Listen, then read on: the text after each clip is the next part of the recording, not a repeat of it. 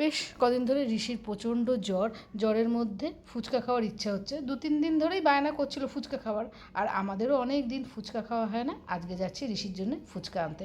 আজকে জ্বরটা একটু কম, ভাবলাম আজকে ফুচকাটা নিয়ে আসি। জ্বরের মধ্যে ঝাল টকটা খেতে একটু বেশিই ভালো লাগে, আর ঋষি ফুচকা খেতে বরাবরই ভালোবাসে, তাই জন্য যাচ্ছি ফুচকা আনতে। আর ফুচকার সাথে সাথে যাব হলো দোকান থেকে বুনুর শাড়িটা লন্ড্রিতে দিয়ে এসেছিলাম রিপু করার জন্য, সেটাও নিয়ে চলে আসবো।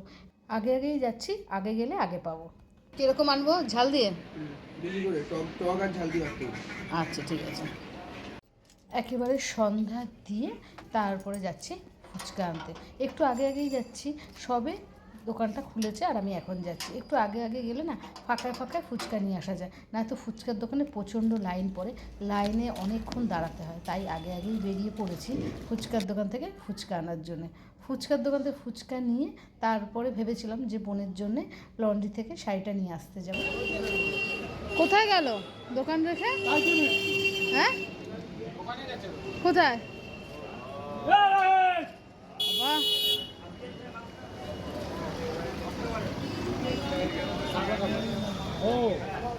কোথায়?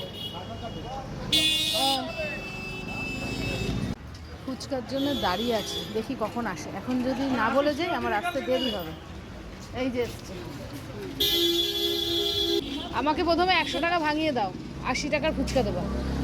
তাহলে হবে তো? 80 টাকার ফুচকা দেবে, প্রচণ্ড ঝাল দিয়ে আর টক দিয়ে মেখে দেবে। 20 টাকা দাও, আমি আসছি। 20 টাকা দিয়ে দে, শোনো আমি কি বলছি, অনেকক্ষণ তো দাঁড়িয়ে আছি, কি মারছিস নাকি? আর আমি আসলে আমাকে টেস্ট করিয়ে নিও।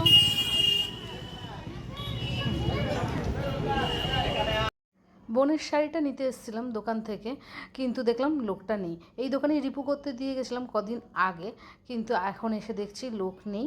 কি আর করা যাবে, আগে ফুচকা নিয়ে বাড়ি যাই, পরে আসবো।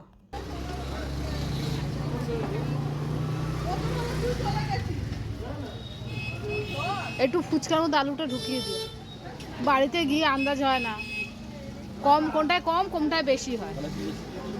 না, একটু বেশি দিতে পারো, তুমি ঢুকিয়ে দাও না, একটু কষ্ট করো আজকে।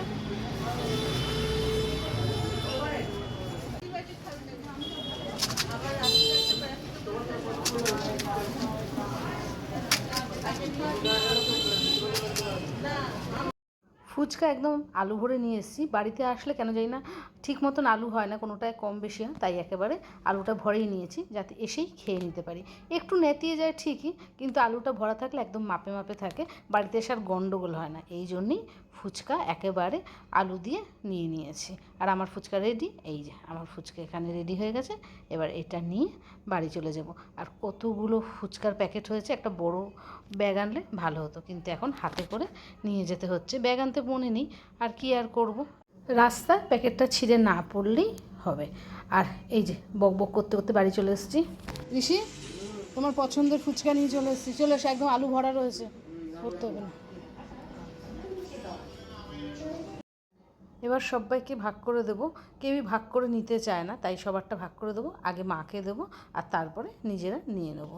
মা ওদিকে ব্যস্ত হয়ে গেছে ফুচকা খাওয়ার জন্যে, ছেলেও ব্যস্ত হয়ে গেছে, তাই একটা করে ফুচকা বের করছি আর ওদেরকে আগে দেবো, তারপরে আমরা খাবো। আলুটা ভরা আছে তো, তাই জন্য আলু আর ভরতে হবে না, এটাই বেশ সুবিধা আলুটা ভরে নিয়ে আসলে। না তো এখন নিয়ে এসে ফুচকার মধ্যে আলু ভরো, তারপরে সবাইকে দাও, একটু টাইমও লাগে, আর ওই যে মাপের একটা গন্ডগোল হয়ে যায়, তখন আর দিয়ে উঠতে পারি না। কেউ বলে আমার আলু বেশি, কেউ বলে আমার আলু কম, তাই জন্যে একেবারে ভরে নিয়ে আসলে আমার খুব সুবিধা হয় বলেই আমি ভরে নিয়ে চলে এসেছি।